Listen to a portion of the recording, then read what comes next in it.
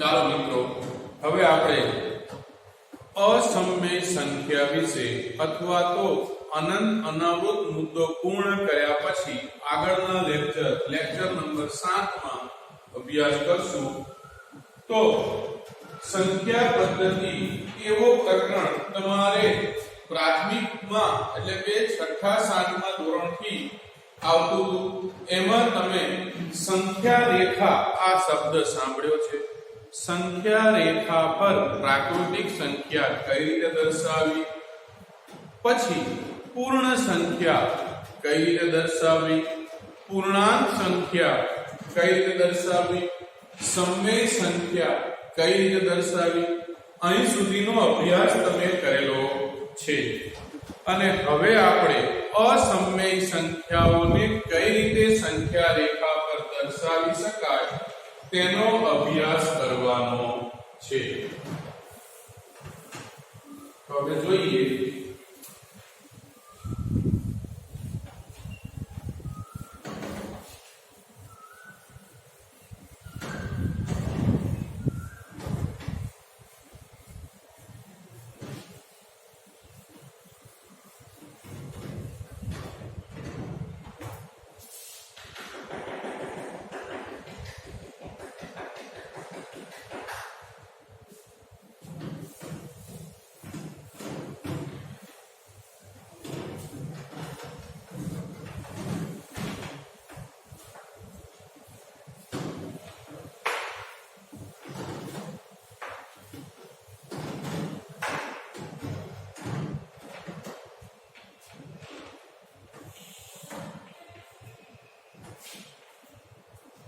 સંખ્યા રેખા ઉપર તમે જમણી બાજુ એકમ અંતરે ધન સંખ્યા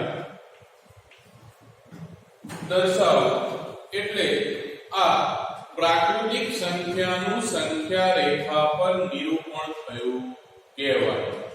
જ્યારે વચમાં બરાબર વચ્ચે શૂન્ય દર્શાવો એટલે આ પૂર્ણ સંખ્યાનું સંખ્યા રેખા પર નિરૂપણ થયું તેમ કહેવાય.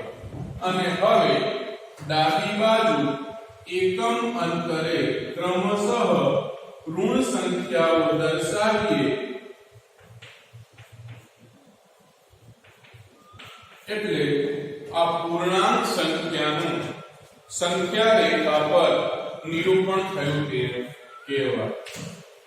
અહીંયા પૂર્ણાંક સંખ્યામાં જમણી બાજુ ધન સંખ્યા, આ ડાબી બાજુ ઋણ સંખ્યા,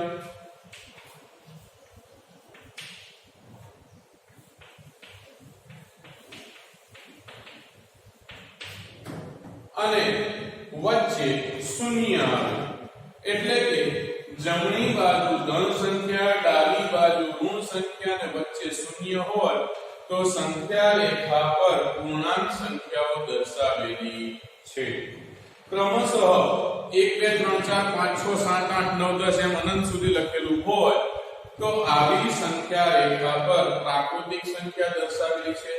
અને જો સંખ્યા પર આવતા અંકોની શરૂઆત શૂન્યથી થાય તો એવું કહી શકાય કે આ સંખ્યા રેખા પર પૂર્ણ સંખ્યાઓ દર્શાવેલી છે.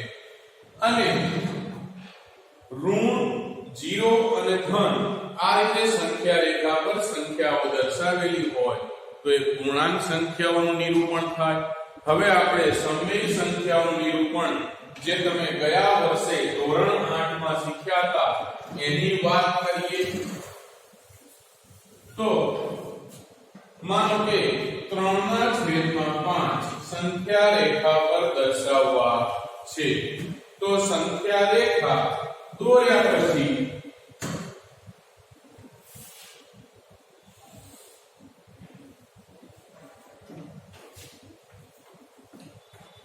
છેદમાં 5 છે, છેદમાં જેટલા હોય એટલા ભાગ કરો.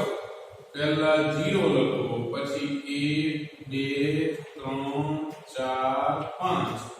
હવે અહીં 3/5 દર્શાવવા છે તો આ 1/5 આ 2 ના છેદમાં 5, આ 3 ના છેદમાં 5, 4 ના છેદમાં 5, 5 ના છેદમાં 5, 5 ના છેદમાં 5 બરાબર 1. હવે અહીં આપણે દર્શાવવાનું છે 3 ના છેદમાં 5. તો 3 ના છેદમાં 5 પર કોઈ ચોક્કસ અંગ્રેજી મૂળાક્ષર દર્શાવો અને કહી શકાય કે આ સંખ્યા રેખા પર બિંદુ A એ 3 ના છેદમાં 5 દર્શાવે છે. આ રીતે આપણે સમમેય સંખ્યાનું સંખ્યા રેખા પર નિરૂપણ ધોરણ 8 માં શીખી ગયા હતા. અહીં આપણે અસમમેય સંખ્યાને સંખ્યા રેખા પર દર્શાવતા શીખવાનું છે. જો મિત્રો તમે ધ્યાનપૂર્વક અને વ્યવસ્થિત કોન્સન્ટ્રેશન થી સમજશો તો સરળ પડશે, નહીતર તમને જરૂર જણાય તો આ વિડિયોમાં અસમમેય સંખ્યાનું સંખ્યા રેખા પર નિરૂપણ 2-3 વાર તમારે ધ્યાનપૂર્વક જોવું પડશે. બરાબર? તો હવે અસમમેય સંખ્યાનું સંખ્યા રેખા પર નિરૂપણ.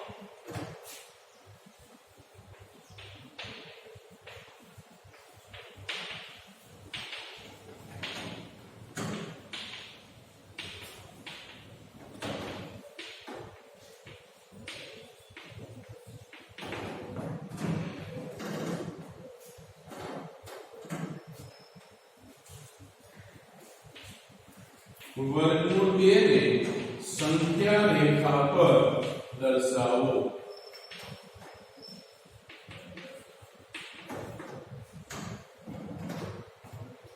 હવે સૌપ્રથમ એક રેખા દોરો.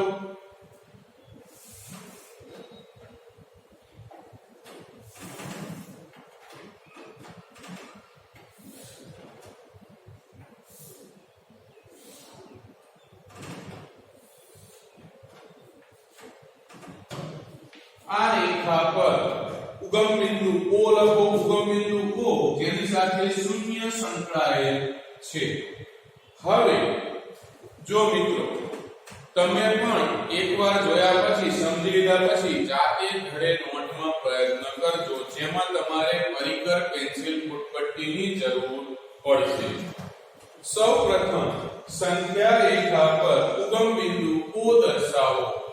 હવે A થી O થી એકમ અંતરે, એકમ અંતર એટલે 1 સેન્ટીમીટર, પરંતુ 1 સેન્ટીમીટર નું માપ અતિ નાનું પડશે. એટલે તમે આવી આકૃતિ સહજતાથી અને સરળતાથી સમજી નહીં શકો. એટલે માપ આપણે મોટું લઈ લઈશું. તમારે ફૂટપટ્ટી પર 1 સેન્ટીમીટર ને બદલે 1 ઇંચ જેટલું માપ સમજવું. લખવાનું સેન્ટીમીટરમાં જ, આપણે એને ઇંચમાં નહીં લખીએ, પણ સમજવાનું છે ઇંચમાં, જેથી આકૃતિ મોટી બનશે તો તમને સમજવામાં સરળતા રહેશે. તો સૌપ્રથમ O ને કેન્દ્ર O ઉગમ બિંદુ O દર્શાવ્યા પછી O થી એકમ અંતરે બિંદુ A પસંદ કરો. તેના માટે હું મોટી ફૂટપટ્ટીમાં થોડું મોટું માપ લઈશ. 1 ઇંચ ને બદલે 5 સેમી. જો અહીં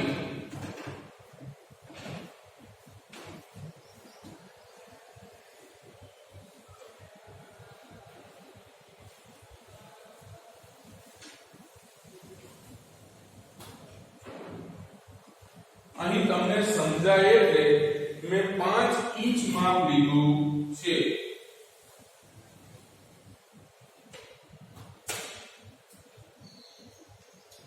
આ 5 ઇંચ માપ છે.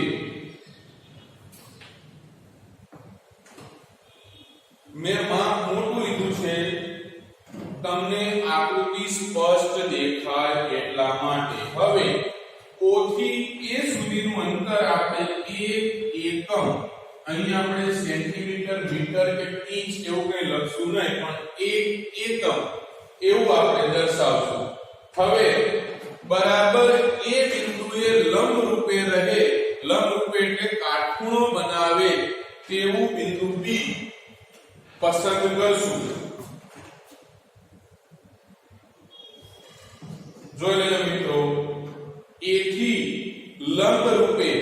રહે તેમ એક એકમ અંતરે બિંદુ બી પસંદ કરશું.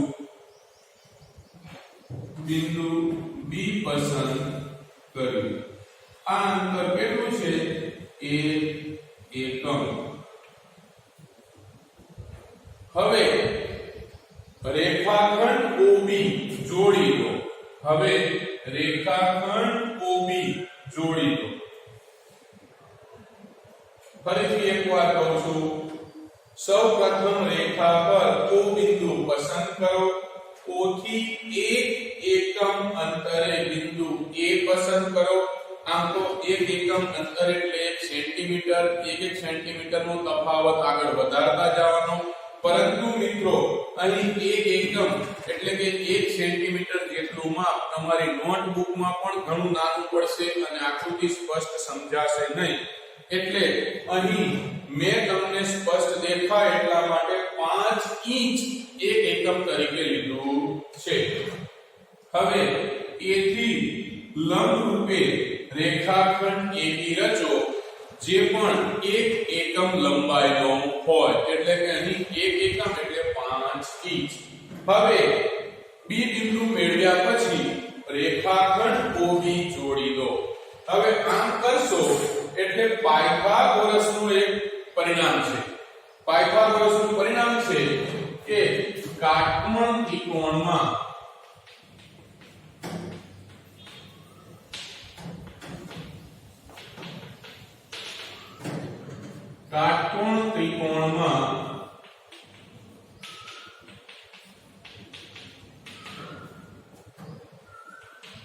કાટખૂણો બનાવતી બે બાજુઓની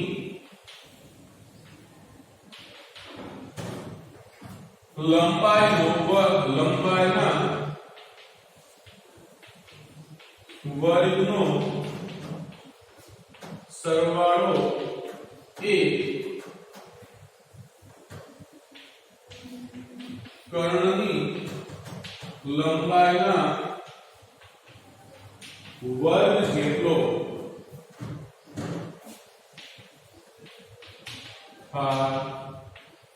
છે. અહીં ખૂણો A કાટખૂણો છે એટલે આ શું બનશે? ખૂણા A ની સામેની બાજુ કર્ણ એટલે OB.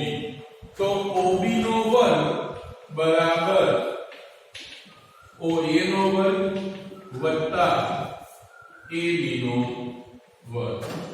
હવે OB નો વર્ગ એટલે કેટલા? તો કે નથી ખબર. તો OB નો વર્ગ. હવે OA એટલે કેટલા છે? તો કે 1 નો વર્ગ. AB એટલે 1 નો વર્ગ. હવે OB નો વર્ગ બરાબર 1 નો વર્ગ 1 નો વર્ગ 1. હવે OB નો વર્ગ બરાબર 2. હવે વર્ગ દૂર કરવો હોય તો અહીં પણ વર્ગમૂળ લેવું પડે. તો OB બરાબર વર્ગમૂળ 2. તો આપણે કેટલાને દર્શાવવાના છે? વર્ગમૂળ 2 ને. તો OB નું મૂલ્ય કેટલું થયું? વર્ગમૂળ 2. તો હવે પરિકર પેન્સિલ વડે આપણે OB સંખ્યા રેખા પર દર્શાવીએ.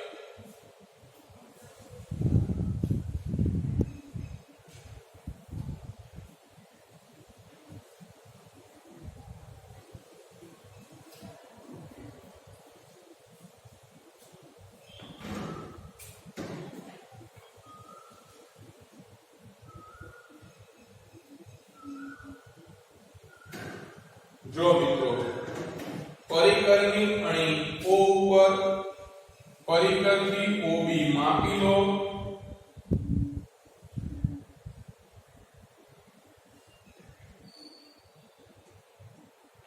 પરિકરની અહીં O ઉપર પેન્સિલની અહીં B ઉપર OB માપી લો અને વર્તુળ O કેન્દ્ર OB ત્રિજ્યાનો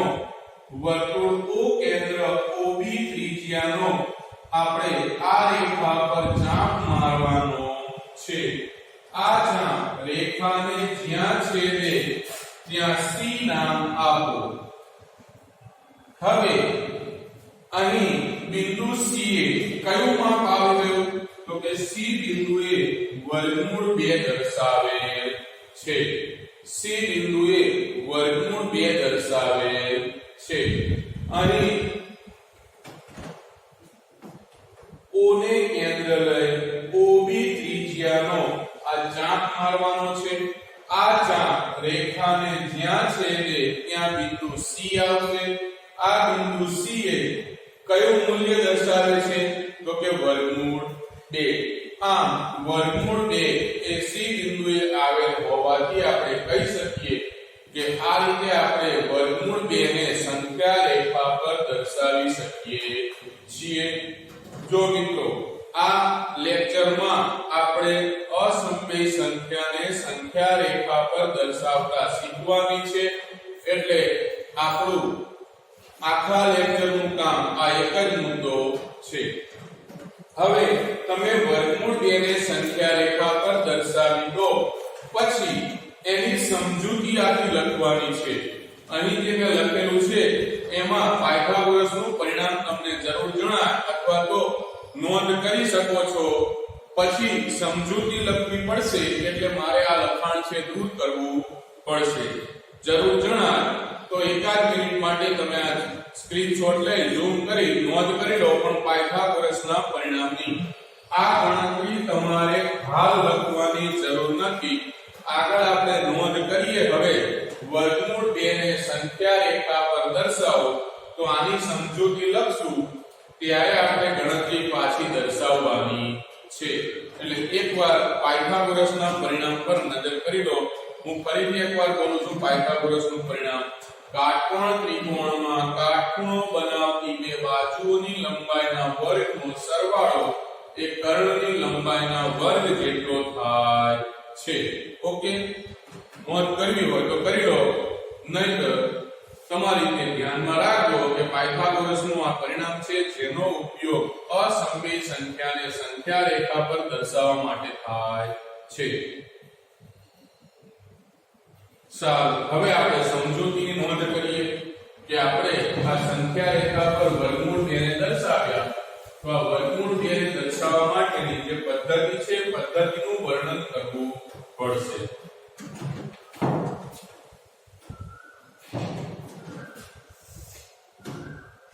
સૌ પ્રથમ એક રેખા પર બિંદુ O પસંદ કરો.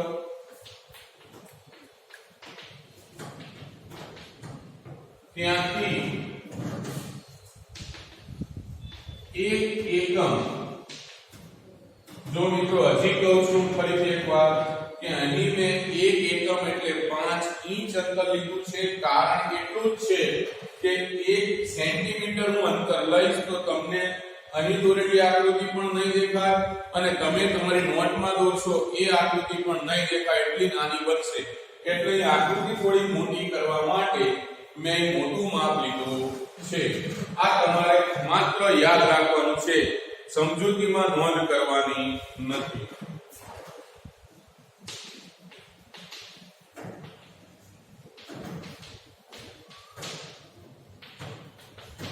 બિંદુ A પસંદ કરો.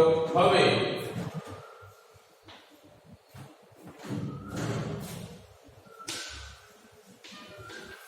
બિંદુ A લંબ રૂપે રહે રેખાખંડ AB રચો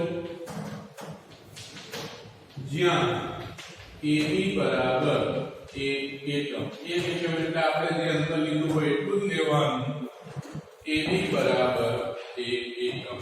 હવે રેખાખંડ OB જોડી દો. હવે ત્રિકોણ OAB મળશે. ત્રિકોણ OAB મળશે જ્યાં ખૂણો A બરાબર 90°. ખૂણો એ કેટલાનો થશે? 90°નો. હવે પાયથાગોરસના પરિણામ મુજબ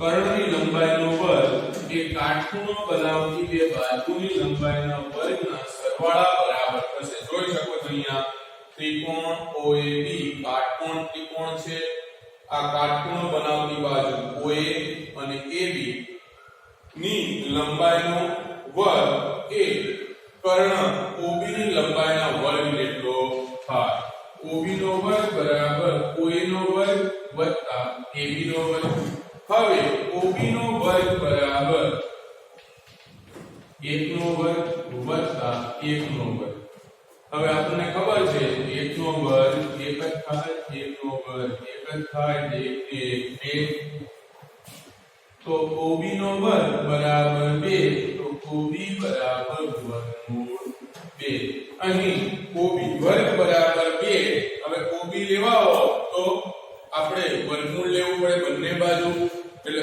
OB બરાબર વર્ગમૂળ 2 હવે વર્તુળ જો ભાગી તો આ સંકેત વર્તુળનો છે ગોળ રાઉન્ડ કરી અંદર ટપકું કરીએ એટલે એને શું વંચાય વર્તુળ તમારા માટે આ થોડું નવું છે પણ વર્તુળ પ્રકરણ 9મા ધોરણમાં 10મું પ્રકરણ છે એમાં તમે ઊંડાણપૂર્વક અભ્યાસ કરશો વર્તુળ કૌંસમાં O કેન્દ્ર પહેલું શું વંચાય કેન્દ્ર બીજું શું વંચાય ત્રિજ્યા તો કેટલી ત્રિજ્યા છે OB વર્તુળ O કેન્દ્ર OB ત્રિજ્યાનો સંખ્યા રેખા પર ચાપ મારો આ ચાપ રેખાને જ્યાં છેદે ત્યાં C નામ આપ્યું આ બિંદુ C ને સંગત સંખ્યા વર્ગમૂળ 2 થશે આ બિંદુ C ને સંગત સંખ્યા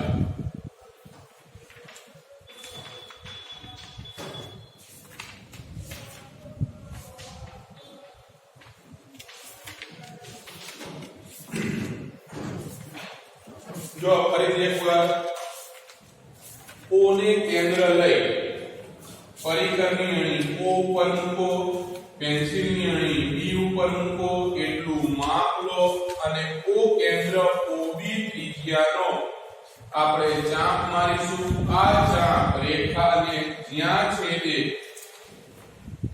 ત્યાં C બિંદુ નામ આપો એટલે OB નું માપ વર્ગમૂળ 2 હતું આ વર્ગમૂળ 2 હવે ક્યાં આવી ગયું સંખ્યા રેખા પર વર્ગમૂળ 2 ને સંખ્યા રેખા પર દર્શાવી શકીએ છીએ સમજૂતી એકવાર જોઈ લો સૌપ્રથમ રેખા પર O બિંદુ ઉગમ બિંદુ અથવા O બિંદુ જેને સંગત સંખ્યા છે 0 એ પસંદ કરો એકમ અંતરે A બિંદુ પસંદ કરો A ઉપર લંબ રૂપે રહેલો રેખાખંડ B પસંદ કરો હવે આ AB રેખાખંડ લંબ રૂપે રહેલો છે એટલે કે કાટખૂણો બનાવે છે અહીં 90 નો ખૂણો બનશે OB જોડી દો એટલે આપણને ત્રિકોણ OAB મળશે જ્યાં ખૂણો એ કાટખૂણો છે કાટખૂણાની સામેની બાજુને કર્ણ કહેવાય એટલે કે OA અને AB એ કાટખૂણો બનાવતી બાજુ જ્યારે